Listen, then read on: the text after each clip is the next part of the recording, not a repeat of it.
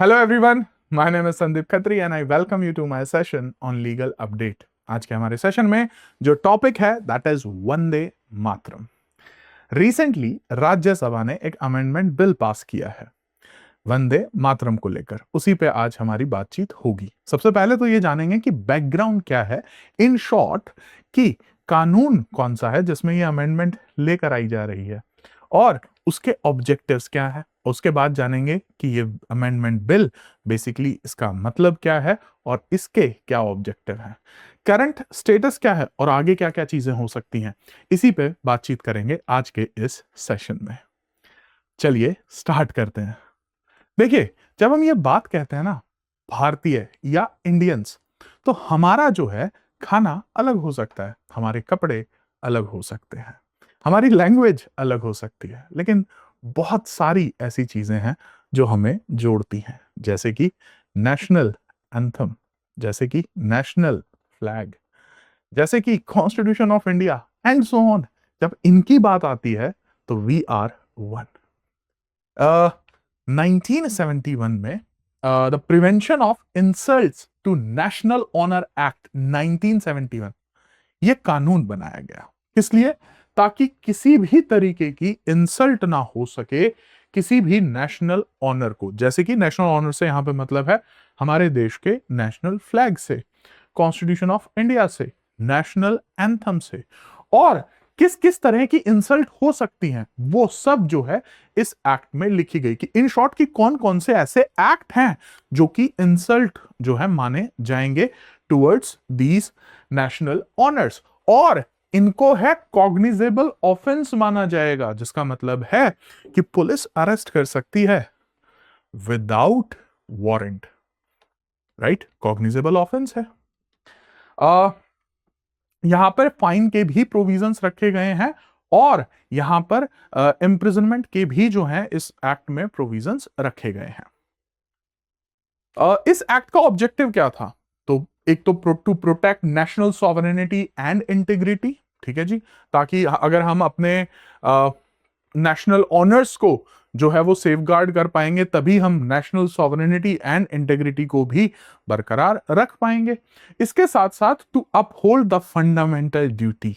जी हां, जब हम पढ़ते हैं article 51A sub clause A, तो उसमें हम क्या पढ़ते हैं कि हर एक एवरी इंडियन सिटीजन की ये ड्यूटी बनती है कि वो कॉन्स्टिट्यूशन ऑफ इंडिया या उसके जो भी आइडियल्स हैं, इंस्टीट्यूशंस हैं, नेशनल फ्लैग है, नेशनल एंथम है, उनको क्या करे? रिस्पेक्ट करे।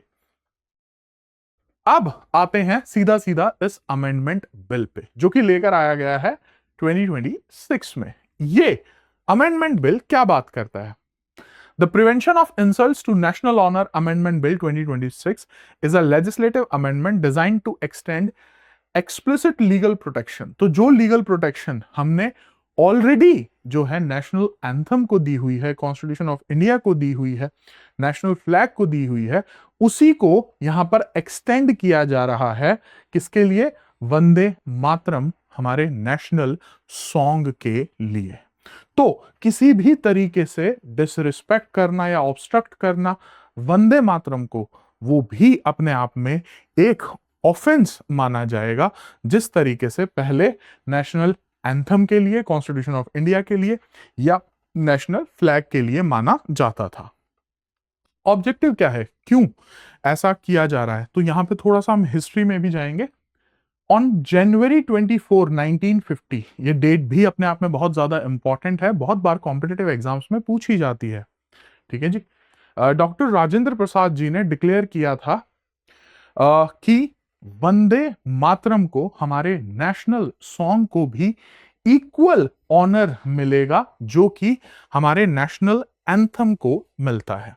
लेकिन जब 1971 में एक्ट आया तो वहां पर जो है नेशनल सॉन्ग को ओमिट कर दिया गया। तो बेसिकली उसी को अब जो है यहां पर इंट्रोड्यूस किया जा रहा है। So fulfilling the historical mandate of 1950। 29 जुलाई को राज्यसभा ने पास कर दिया है prevention of insults to national honour amendment bill. तो इसमें अमेंडमेंट क्या हो रही है? एक्सटेंड हो रही है स्टैट्यूटरी प्रोटेक्शन किसके लिए? नेशनल सॉन्ग के लिए, वंदे मातरम के लिए। अब इसके नेक्स्ट स्टेप्स क्या होंगे? तो नेक्स्ट स्टेप्स होंगे कि अब ये लोकसभा में इंट्रोड्यूस होगा, वहां से पास होगा, और उसके बाद फाइनली प्रेसिडेंट के एसेंस से जो है ये अपने आप में एक कानून बन जाएगा। और उसके बाद जो हमारी सेंट्रल गवर्नमेंट है दैट विल टेल कि डेट ऑफ एनफोर्समेंट इसकी क्या होगी। ठीक है जी, तो ये तो हो गया हमारा लीगल अपडेट। अब बात करते हैं कि इसी लीगल अपडेट से अगर हम देखते हैं कॉम्पिटिटिव एग्जाम्स में किस किस तरीके के स्टैटिक या करंट क्वेश्चंस बन सकते हैं, उन पे भी एक बार बात कर लेते हैं। सबसे पहला, under which article of the constitution of India is the fundamental duty to respect national flag and national anthem explicitly stated. ठीक है, और आपका जो नेशनल सॉन्ग है वो भी इसी कैटेगरी में ही आएगा। देखिए, when it comes to fundamental duty तो आपका एक ही जो है वो आर्टिकल है दैट इज 51A। अब यहां पर जो है आपको इसके क्लॉजेस सारे याद होने चाहिए। So the correct answer is 51A sub clause A. Next, in which famous literary work was Vande Mataram first published in 1882? तो बेसिकली आपका स्टैटिक जीके का क्वेश्चन है। तो the name of the novel is Anand Math, जो कि रिटन बाय बंकिम चंद्र चटर्जी जी। ठीक है जी, ये बंगाली नोवेल था। When was Vande Mataram officially adopted as the national song of India by the Constituent Assembly? Again बहुत बार ये जो डेट है आपसे कॉम्पिटिटिव एग्जाम्स में पूछी जाती है। And the correct answer here is 24 January 1950। Comments में बताइएगा नेशनल फ्लैग को हमने कब अडॉप्ट किया था? That is also a good question.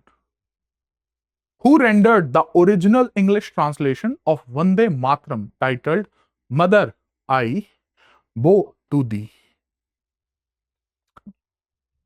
And the correct answer is Sri Aurobindo Ghosh Ji is the correct answer.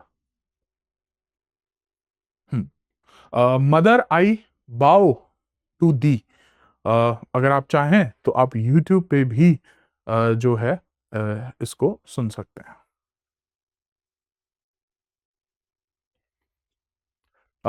Last question. Which landmark Supreme Court case laid down comprehensive procedural rules and guidelines regarding the playing of the national anthem in public spaces and cinema halls? So ये आपका एक judgement से question है and that is Shyam Narayan Chouksey versus Union of India 2016. So that was our topic about Vande Mataram. अब आप क्या सोचते हैं इस लीगल अपडेट के बारे में? You can tell me in the comments. आज के लिए इतना ही, मिलते हैं जल्दी ही नेक्स्ट लीगल अपडेट में। तब तक के लिए जय हिंद।